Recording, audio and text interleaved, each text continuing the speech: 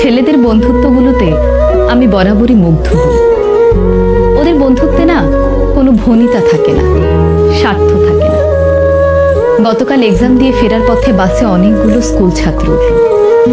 দেখলাম ওরা একজন আরেকজনের ভাড়া দিয়ে দিচ্ছে, একজন আরেকজনের ব্যাগ ক্যারি করছে, একজন আরেকজনকে বলছে, তুই যদি রেজাল্ট ভালো না করিস তাহলে কিন্তু ভবিষ্যতে এমন বাসের হেল্পার হবি।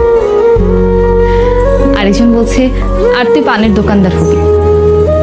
ওদের এই খুনসুটিগুলো দেখতে আমার বেশ ভালো লাগছিল। আমি জানি না সামনের কিছু বছর পর ওরা কে কোথায় থাকবে, কার জীবনের মোড় কোন দিকে ঘুরে যাবে। তখন হয়তো এদের মধ্যে কারো কারো বন্ধুত্ব ভেঙে যাবে, আবার কারো বন্ধুত্ব অটুট থাকবে আজীবন।